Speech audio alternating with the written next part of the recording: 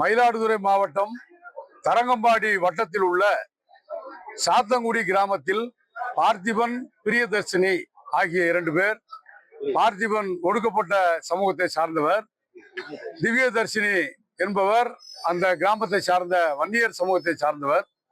2 பேருக்கும் இடையில மிக ஒரு அருமையான அன்பு உருவாகி வந்திருக்கிறது. 2 பேரும் காதலித்து வந்துள்ளனர்.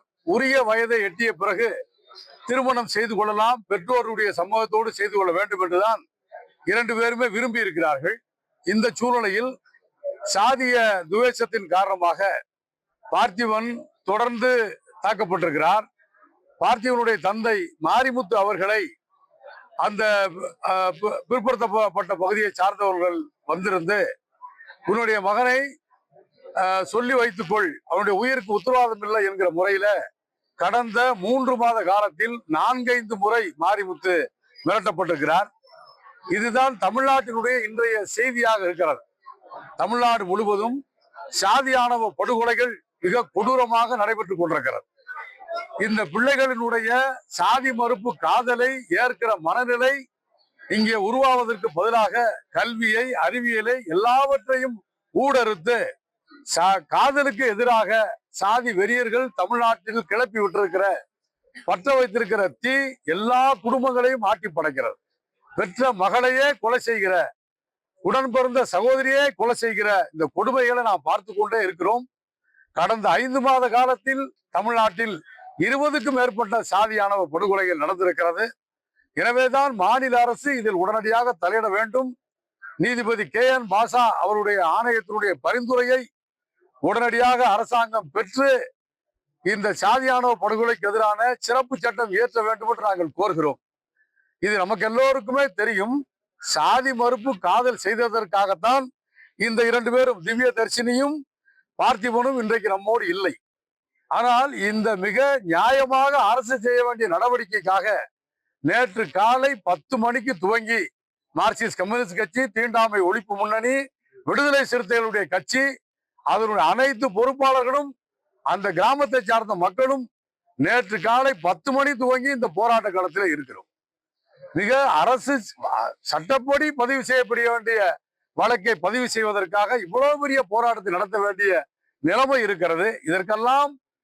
இதற்கெல்லாம் தீர்வாகத்தான் சாதியானவ படுகொலைக்கு எதிரான தனி சட்டங்களை நாம் கோருகிறோம். அப்படி ஒரு சட்டம் இருந்தால் இது போன்ற படுகொலைகளை தனியாக வழக்கு பதிவு செய்வதற்கு, இந்த குற்றங்களுடைய தன்மையை உணர்ந்து வழக்கு பதிவு செய்வதற்கு பயன்படும் என்கிற முறையில்தான் தொடர்ந்து இந்த கோரிக்கையை முன்வைக்கிறோம். ஆகவே இந்த பார்த்திபன், திவ்யதர்ஷினுடைய இந்த படுகொலை என்பது ஒரு இறுதி படுகொலையாக இருக்க வேண்டும். இப்போதும் கூட இந்த குடும்பத்தாருக்கு முழுமையான எங்களுடைய போராட்டத்தை பொறுத்தவரை இது பார்த்திபனுக்கான போராட்டம் மட்டுமல்ல, திவ்யதர்ஷினிக்கு நியாயம் வேண்டும் என்கிற போராட்டத்தையும் இணைத்துத்தான் மார்க்சிஸ்ட் கட்சியும் விடுதலை சிறுத்தைகளும் இந்த போராட்டத்தை நடத்தி கொண்டிருக்கிறோம்.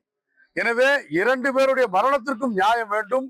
நாளை தினம் இன்றைக்கு அவருடைய உடல் கூராய்வு என்பது நடைபெற இருக்கிறது. உடல் கூராய்வு அறிக்கையை பெற்றவுடன் இதை கொலை வழக்கா பதிவு செய்வதா அல்லது தற்கொலைக்கு தூண்டியதாக பதிவு செய்வதா என்கிற முறையில இந்த பேச்சுவார்த்தையில இன்றைக்கு நாங்கள் நிறைவான ஒரு முடிவை நாங்கள் எடுத்திருக்கிறோம். எங்களை பொறுத்தவரை கொலையை விட கொடூரமானது தற்கொலை. எனவே என்றாலும் கூட கொலை குற்றவாளிகள் தப்பித்து விடக்கூடாது என்பதற்காகத்தான் நேற்றிலிருந்து இந்த போராட்டத்தை நடத்துகிறோம்.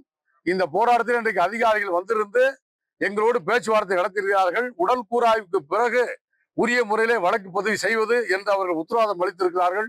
ஒருவேளை உடல் கூராய்வுக்கு பிறகும் காவல்துறை உரிய முறை நடக்கவில்லை என்று சொன்னால் உடலை பெறுவதற்கு நாங்கள் சம்மதிக்க மாட்டோம்.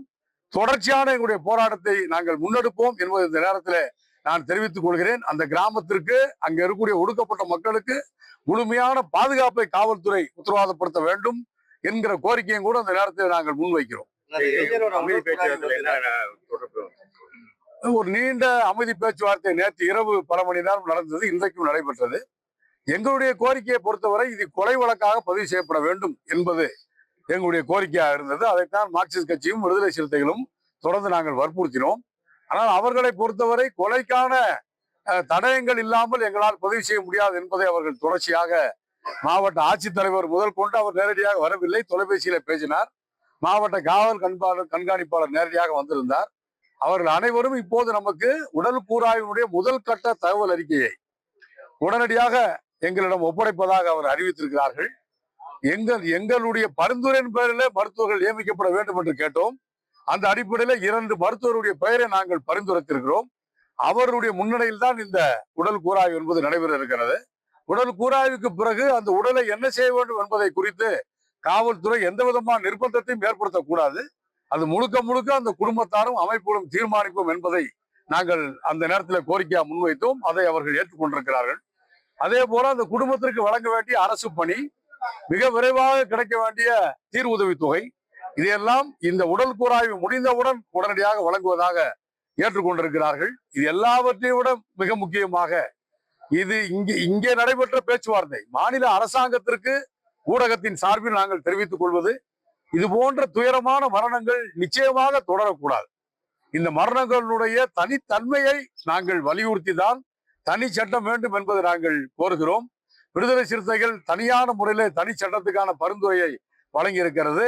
மார்க்சிஸ்ட் கட்சி தனியாக வழங்கி இருக்கிறது. இதிலெல்லாம் அந்த அமைக்கப்பட்டிருக்கக்கூடிய நீதியரசர்களுடைய பணி, அவருக்கு எந்த பணியும் இல்லை என்ற அளவிற்கு ஒரு சட்ட வரையவே நாங்கள் உருவாக்கி கொடுத்திருக்கிறோம். எனவே மிக விரைவாக அந்த சட்ட வரைவினுடைய தாக்கங்களை புரிந்து கொண்டு அவர்கள் சட்டங்களை ஏற்ற வேண்டும் என்பதை இந்த நேரத்தில் இந்த 2 பிள்ளைகளுடைய இறப்பின் வழியாக நாங்கள் மீண்டும் வலியுறுத்த விரும்புகிறோம்.